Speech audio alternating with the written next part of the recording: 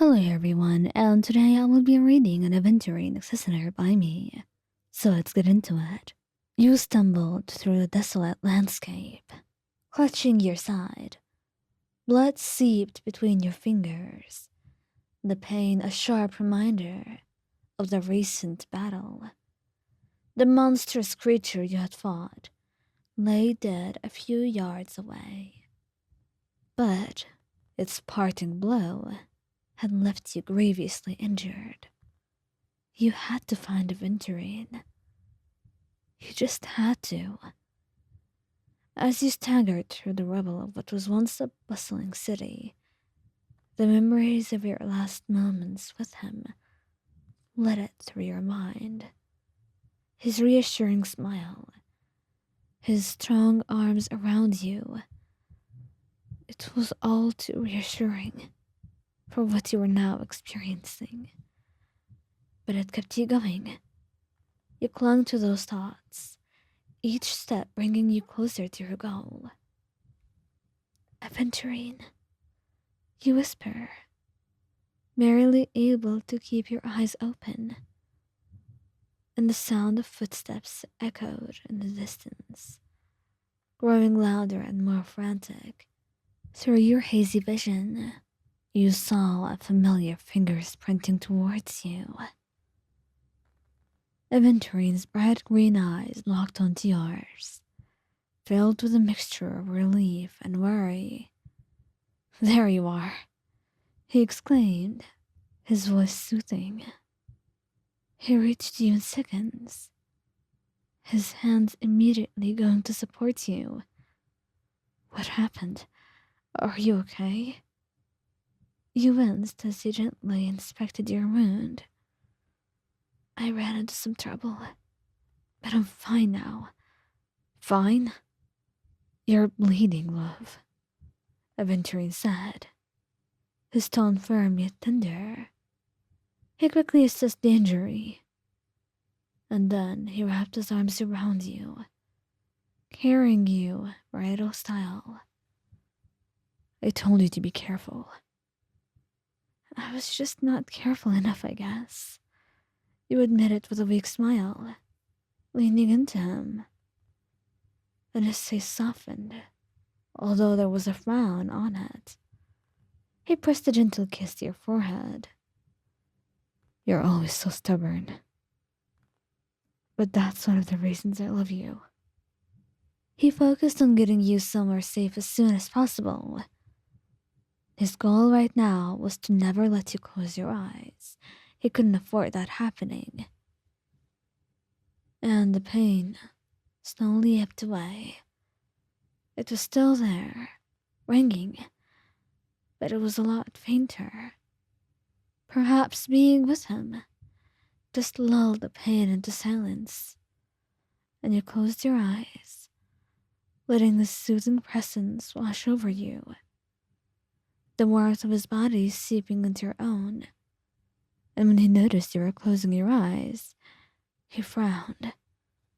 "Stay with me, love," he whispered, his voice filled with concern. "Just a little longer, please. We're close." "I'm here," you murmured, your voice barely audible. "I'm not going anywhere."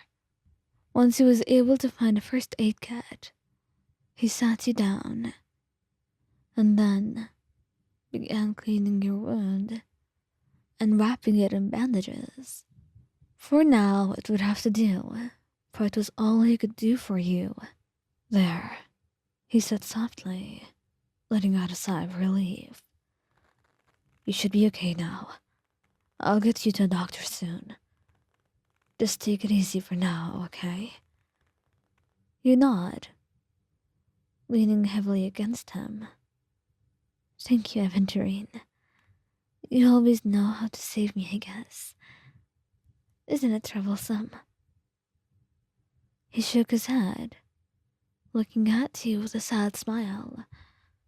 "No, Ion. It never is. I love you. Of course I want to save you. I always will when given the chance.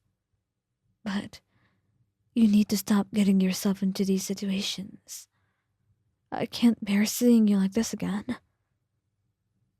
I won't promise, but I'll try. You say, your voice filled with affection. It's hard when you're out here fighting all the time. His expression softened, and he pressed his forehead against yours. I understand.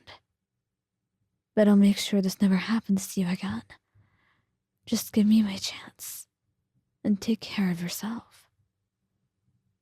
You smiled, feeling safe as he wrapped his arms around you gently, careful not to jostle the wound or anything like that. All right, I trust you, Aventurine. For a moment, the world around you seemed to disappear, leaving just the two of you in a bubble of warmth and love. Aventurine's presence was a constant comfort, a reminder that no matter what challenges you face, you would always have each other. Come on now, he said after a while, his voice gentle. Let's get you somewhere to rest. He carried you all the way back home and called a doctor to check up on you. Thankfully, his work in bandaging you was alright. And it actually helped a lot and prevented something a lot worse from happening. However, you still needed stitches. Or were healing. Of course, Aventurine being Aventurine, he paid a lot to get a healer to actually come to you. People with healing powers were not very common on this planet that you were on, so it was difficult. But he knew very well that money makes difficult very easy, and for your sake, he would do just about anything. And so, as he saw you rest on the bed, your eyes closed in bliss, he promised himself that he would never let any harm come to you. He had lost many people, had gone through a lot on his own, and right now he was unwilling to lose any more. He had won a lot of bets. He was lucky, and so he made a bet against fate, that he would keep you beside him this time, and he would not let anyone take you away from him.